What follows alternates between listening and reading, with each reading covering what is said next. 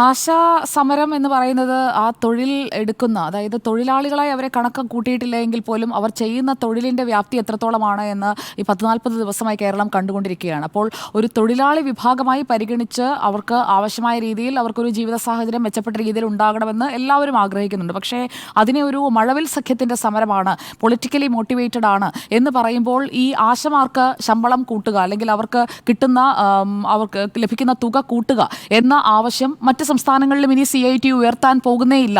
കാരണം അവിടെയും മഴവിൽ സഖ്യം സമരം ചെയ്തോളുമല്ലോ. CITU അതിലും പങ്കെടുക്കേണ്ട ആവശ്യമില്ലല്ലോ. കാരണം കേരളത്തിൽ ഏറ്റവും കൂടുതൽ സജീവമായ തൊഴിലാളി പ്രസ്ഥാനങ്ങളിലൊന്നാണല്ലോ CITU. ആ CITU ഈ സമരത്തിലില്ല, INTUC ഈ സമരത്തിലില്ല. ഇവരൊക്കെ യഥാർത്ഥത്തിൽ ഈ തൊഴിലെടുക്കുന്നവരുടെ തൊഴിലാളി വർഗത്തിൻ്റെ ഒപ്പമാണ് എന്ന് പറഞ്ഞുകൊണ്ട് ഇനി ആ ഒരു യൂണിയനായി ഇരിക്കുന്നത് എന്തിനാണ്? ഇപ്പോൾ പറയുന്നത് വെച്ചാണെങ്കിൽ, ഇപ്പോൾ ആരോപണങ്ങളിലൂടെ ഉയർന്നു വന്നിട്ടുള്ളതാണെങ്കിൽ പോലും ഏക തൊഴിൽ സംഘടന എന്ന രീതിയിൽ ഈ സമരത്തിനൊപ്പം നിന്നത് BMS ആണ്. മാർച്ച് 4-ാം തീയതി BMS ഒരു കത്ത് കൊടുത്തിട്ടുമുണ്ട്. ആശാ വർക്കേഴ്സിന് അവർക്ക് അവരുടെ ആവശ്യങ്ങൾ അംഗീകരിക്കണമെന്ന് ആവശ്യപ്പെട്ടുകൊണ്ട് മാർച്ച് 4-ാം തീയതിയാണ് ആരോഗ്യമന്ത്രിക്ക് BMS ഒരു കത്ത് അയച്ചിരിക്കുന്നത്. അപ്പോൾ ഒരു തൊഴിൽ സംഘടന എന്ന നിലയിൽ INTUCയോ CITO ചെയ്യാത്ത ഒരു മാന്യത ഇവിടെ BMS കാണിച്ചിട്ടുണ്ട് എന്നതുകൂടി നമ്മൾ പറഞ്ഞു പോകണം. കാരണം ഇവരും ഒരു തൊഴിലാളി വർഗ്ഗമാണ്, തൊഴിലാളികൾക്കൊപ്പമാണ് എന്ന് ഭാരതീയ മസ്ദൂർ സംഘ് എന്ന BMS എന്തായാലും തിരിച്ചറിയുകയും അവർ ആ കത്തയക്കുകയെങ്കിലും ചെയ്തിട്ടുണ്ട്.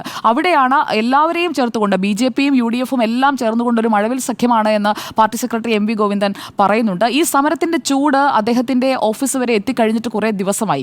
പാർട്ടിയെ മാത്രമല്ല സർക്കാരിനെയും വലിയ രീതിയിൽ പിഴച്ചുലയ്ക്കുന്ന ഒരു സമരമായി സെക്രട്ടേറിയറ്റ് മുന്നിലെ ഈ സമരം മാറുകയാണ്. കാരണം ടാർപോളിനൊക്കെ അഴിച്ചു മാറ്റുമ്പോൾ, കുറച്ച് മഴ നനയുമ്പോൾ, അല്ലെങ്കിൽ കുറച്ച് ദിവസം വെയിൽ കൊള്ളുമ്പോൾ പെണ്ണുങ്ങളല്ലേ എണീറ്റ് പോകും എന്ന് കരുതിയിരുന്ന ആളുകൾക്ക് മുന്നിലാണ് അവരിപ്പോഴും സമരം തുടരുന്നത്. അതിൽ രാഷ്ട്രീയമില്ല എന്നൊന്നും ഞാൻ കരുതുന്നില്ല. അതിൽ രാഷ്ട്രീയമുണ്ട്. അല്ലാത്ത പക്ഷം നിയമസഭയിൽ അത് സബ്മിഷനായി വരികയും സർക്കാരിനെതിരെ ശക്തമായ പ്രതിപക്ഷം ഉന്നയിക്കുകയും ചെയ്യില്ലല്ലോ. അതിൽ കൃത്യമായ രാഷ്ട്രീയ മുതലെടുപ്പ് അവിടെ നടക്കുന്നുണ്ട് എന്നത് വ്യക്തമാണ്. പക്ഷേ അവരുടെ പ്രശ്നം ആ കോസിനൊപ്പം നിൽക്കുക എന്നതാണ് മലയാളി എന്ന നിലയിൽ ഞാൻ ചെയ്യാൻ ആഗ്രഹിക്കുന്നത്. ഇക്കാര്യത്തിൽ ഇന്ന് ലോക്സഭയിൽ KC വേണുഗോപാൽ MP ഈ വിഷയം മറ്റൊരു വിഷയത്തിൻ്റെ ചോദ്യത്തിനിടയിൽ ചേർത്ത് ഉന്നയിക്കുന്നു. അതിന് JP നദ്ദ തൻ്റെ ചേംബറിലേക്ക് വരുമെന്നാണ് പറയുന്നത്. UDF MPമാർക്ക് കൂടിക്കാഴ്ചയ്ക്കുള്ള സമയം അപ്പോൾ തന്നെ ലഭിക്കുകയും ചെയ്തു.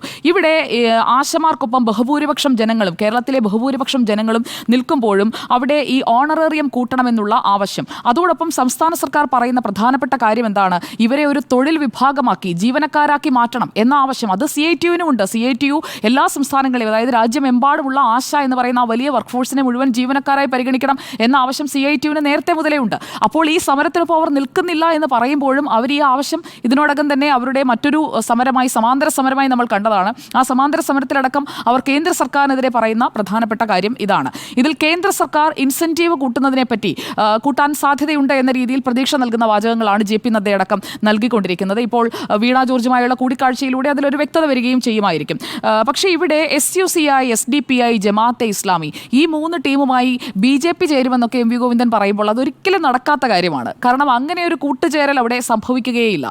ഇപ്പോൾ UDFും ഈ ടീമും തമ്മിൽ ചേർന്നാൽ പോലും BJPയും ഈ ടീമും തമ്മിൽ ചേരില്ല എന്നുള്ളത് കേരളത്തിലെ അരിയാഹാരം കഴിക്കുന്ന എല്ലാ മലയാളിക്കും അറിയാം. എന്നിട്ടും പാർട്ടി സെക്രട്ടറി അതിലേക്ക് BJP എന്നുകൂടി ചേർക്കുന്നത്, എല്ലാവരും ഞങ്ങൾക്കെതിരാണ്, ഞങ്ങളാണ് അഗ്രിയുടെ പാർട്ടി, ഞങ്ങളാണ് ഇവിടെ വേദനിച്ചു കൊണ്ടിരിക്കുന്നത്, പാവപ്പെട്ട സർക്കാരിനെ എല്ലാവരും ചേർന്ന് വേട്ടയാടുന്നേ എന്നൊരു പ്രതീതി സൃഷ്ടിക്കാൻ വേണ്ടിയാകണം അദ്ദേഹം ഈ മഴവിൽ സഖ്യമെന്ന ഒരു ടേം ഉപയോഗിച്ചത് എന്ന് വേണം കരുതാൻ. കാരണം മഴവിൽ ഉണ്ടാകണമെന്നുണ്ടെങ്കിൽ ഉണ്ണി സാർ പറഞ്ഞതുപോലെ 7 നിറങ്ങൾ ചേർന്നമല്ലോ. അപ്പോൾ 7 എണ്ണത്തിൽ ഒന്നിരിക്കട്ടെ എന്ന് കരുതി അങ്ങനെ കൂട്ടിച്ചേർത്തതാകാനേ വഴിയുള്ളൂ. ഇവിടെ അദ്ദേഹം പറയുന്നത് പോലെ മൂർത്തമായ സാഹചര്യവും അമൂർത്തമായ സാഹചര്യവും ഒന്നുമല്ല. ഇവിടെ അദ്ദേഹം പറയുന്ന കാര്യങ്ങളിൽ വൈരുദ്ധ്യമുണ്ട് എന്നത് ഒറ്റ നോട്ടത്തിൽ മനസ്സിലാക്കാൻ കഴിയും. അദ്ദേഹം പറയുന്ന ഒന്നെന്താണ്? ഇതൊരു ജനാധിപത്യ രീതിയിലുള്ള സമരമാണ്. ശരിയാണ്, ഇടതുപക്ഷമൊക്കെ ചെയ്യുന്നത് പോലെ ഒരു സമരപ്പന്തലിൽ ഇരുന്നു കൊണ്ട് കൃത്യമായ സമരമാണ്. ഇതുപോലെയുള്ള രാപകൽ സമരങ്ങളൊക്കെ ഇടതുപക്ഷവും ചെയ്തിട്ടുണ്ട്. സോളാർ കാലത്ത് സെക്രട്ടേറിയറ്റ് വളഞ്ഞിട്ടുണ്ട്, വളഞ്ഞ് 2 ദിവസം കൊണ്ട് സമരം നിർത്തിയിട്ടുമുണ്ട്. അതെല്ലാം കേരളം കണ്ടിട്ടുള്ളതാണ്. അപ്പോൾ ജനാധിപത്യ രീതിയിലുള്ള സമരത്തെ, പ്രതിഷേധത്തെയൊക്കെ എല്ലാ കാലവും കേരളം കണ്ടിട്ടുള്ളതാണ്. പല സമരങ്ങളും വിജയിച്ചതും നമ്മൾ കണ്ടിട്ടുള്ളതാണ്. പക്ഷേ ഇവിടെ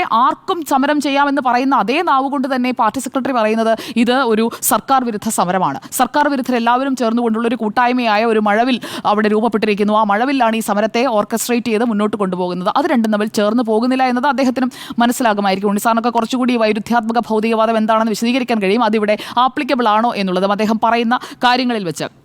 ഇനി വീണ ജോർജിന്റെ ദില്ലി യാത്രയാണ്.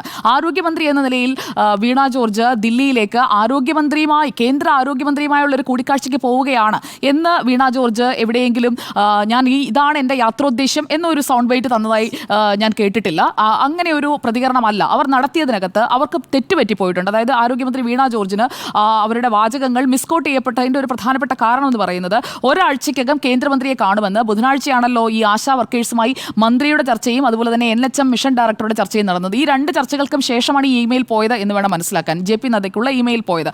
അതിൽ കൂടിക്കാഴ്ചയ്ക്കുള്ള സമയം അനുവദിക്കണമെന്ന് ആരോഗ്യമന്ത്രി വീണ ജോർജിന്റെ ഓഫീസ് ആവശ്യപ്പെടുന്നുണ്ട്. പക്ഷേ അത് ഏത് ഡേറ്റ് ആണ് എന്നുള്ളത് അവിടെ ആ മെയിൽ അക്സെപ്റ്റ് ചെയ്യപ്പെടുകയോ റിപ്ലൈ വരികയോ ചെയ്തിട്ടില്ല. അതിനു മുൻപ് തന്നെ ഇവിടെ നിന്നുള്ള വിമാനത്തിൽ വീണ ജോർജ് അങ്ങ് പോയി കഴിഞ്ഞു, ഡൽഹിയിലേക്ക് എത്തി. അപ്പോൾ ഡൽഹിയിലേക്ക് എത്തുമ്പോൾ ഇനിയുള്ള ഒരു സാധ്യത എന്ന് പറയുന്നത് വീണ ജോർജ് അങ്ങോട്ടേക്ക് ഫ്ലൈറ്റിൽ കയറുമ്പോൾ തന്നെ KV തോമസ് അവിടെ ഒരു കൂടിക്കാഴ്ച ഓർഗനൈസ് ചെയ്യുക എന്നുള്ളതാണ്. KV തോമസ് വിചാരിച്ചാൽ നടക്കേണ്ടതാണ്. അതിനാണല്ലോ അദ്ദേഹത്തെ അവിടെ അപ്പോയിന്റ് ചെയ്തിരിക്കുന്നത്. അതിനാണല്ലോ സംസ്ഥാന സർക്കാരിന്റെ ശമ്പളവും ചെലവാക്കുന്നത്. ഈ കാര്യത്തിൽ KV തോമസിന്റെ മൗനം എന്തുകൊണ്ട് സംഭവിക്കുന്നു? JP നദ്ദയുമായി നിർമ്മലാ സീതാരാമനുമായിട്ടൊക്കെ വേമ്പനാട്ട് സ്യൂട്ടിലൊക്കെ ഒരു കൂടിക്കാഴ്ചയൊക്കെ ഓർഗനൈസ് ചെയ്ത KV തോമസിന് എന്തുകൊണ്ട് ഈ കൂടിക്കാഴ്ച ഓർഗനൈസ് ചെയ്യാൻ സാധിക്കുന്നില്ല? അതിനാണല്ലോ അദ്ദേഹത്തെ അവിടെ ക്യാബിനറ്റ് റാങ്കിൽ പ്രതിഷ്ഠിച്ചിരിക്കുന്നത്. അപ്പോൾ അങ്ങനെ ഒരു കൂടിക്കാഴ്ചയ്ക്കായിട്ടുള്ള ഒരു ആലോചനയോ അല്ലെങ്കിൽ അത് നടത്തിയെടുക്കുന്നതിന് വേണ്ടിയിട്ടുള്ള നീക്കങ്ങളോ സർക്കാർ തലത്തിൽ ഉണ്ടായിരുന്നില്ല എന്ന് വേണം മനസ്സിലാക്കാൻ. ഒരു ഇമെയിൽ അയക്കുന്നു, ആ ഇമെയിലിന്റെ ഒരു അക്സെപ്റ്റൻസ് അല്ലെങ്കിൽ അതിന്റെ ഒരു റിപ്ലൈ ഇങ്ങോട്ടേക്ക് വരുന്നുമില്ല. ക്യൂബൻ സംഘത്തെ കാണാനുള്ള യാത്രയായിരുന്നു എന്ന് പാർട്ടി സെക്രട്ടറി തന്നെ പറഞ്ഞ സ്ഥിതിക്ക് ഇനി അതിന്മേൽ വേറെ ഡിസ്പ്യൂട്ടിന്റെയും ആവശ്യമില്ല. ഇനി വീണ ജോർജിനെ കുറിച്ച് പറഞ്ഞാൽ വീണ ജോർജ് ഇപ്പോൾ ഈ സാഹചര്യത്തിൽ ഹെൽപ്ലെസ് ആയിട്ടാണ് എനിക്ക് തോന്നുന്നത്. അവരെ വ്യക്തിപരമായി ആക്രമിക്കാനെന്ന് ഞാൻ എന്തായാലും ആഗ്രഹിക്കുന്നുമില്ല.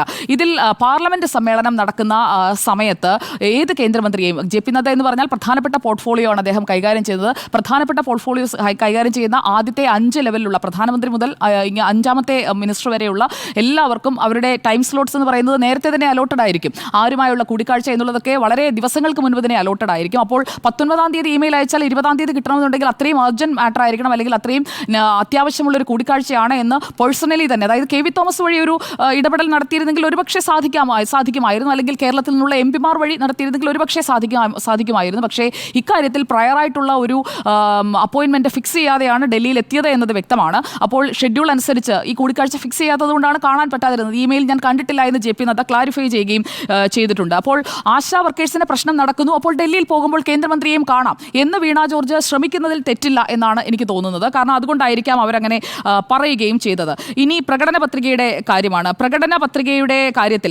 പത്രികയിൽ ഈ പറയുന്ന 700 പറഞ്ഞിട്ടുണ്ടോ എന്ന കാര്യത്തിൽ ഞാൻ അതൊന്നെടുത്ത് പരിശോധിക്കുകയുണ്ടായി. അപ്പോൾ ഇതാണല്ലോ അതിലെ പ്രധാനപ്പെട്ട ഒരു ഡിസ്പ്യൂട്ടായി വരുന്നത്. അപ്പോൾ ഈ പ്രകടന പത്രികയിൽ LDFന്റെ നിയമസഭാ തെരഞ്ഞെടുപ്പ് പ്രകടന പത്രിക 2021 അതിൽ തൊഴിൽ നയം എന്ന ഹെഡറിൽ 890-ാമത്തെ ഐറ്റമായിട്ടാണ് ഈ പറഞ്ഞ 700 രൂപ കിടക്കുന്നത്. മിനിമം കൂലി 700 രൂപയാക്കുന്നതിനുള്ള നടപടി സ്വീകരിക്കും. സ്ത്രീ പുരുഷ തൊഴിലാളികളുടെ വേതനാന്തരം കുറയ്ക്കുന്നതിനുള്ള നടപടികൾ സ്വീകരിക്കും. അതിൽ നമ്മൾ എടുത്തു നോക്കേണ്ട വാക്കെന്ന് പറയുന്നത് തൊഴിലാളി. ഇതിൽ ആശാ വർക്കേഴ്സ് എന്ന് പറയുന്നത് തൊഴിലാളി അല്ല.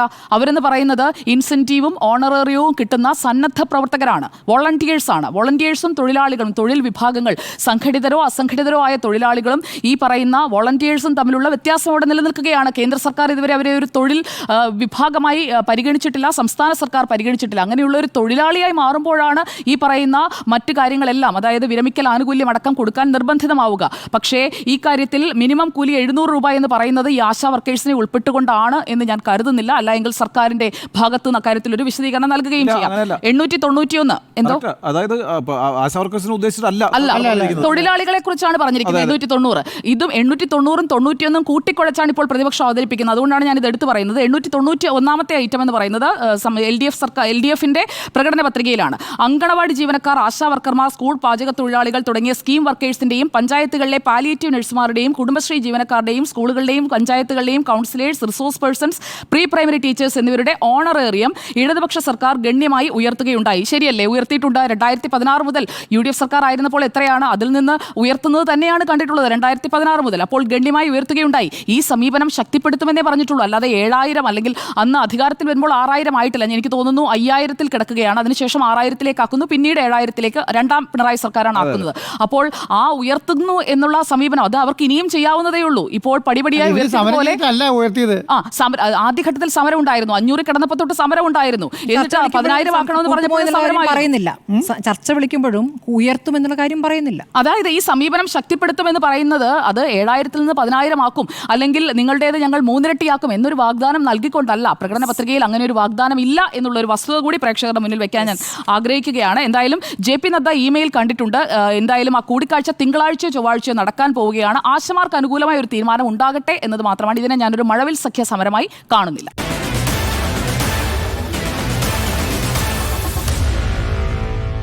Meet the editors.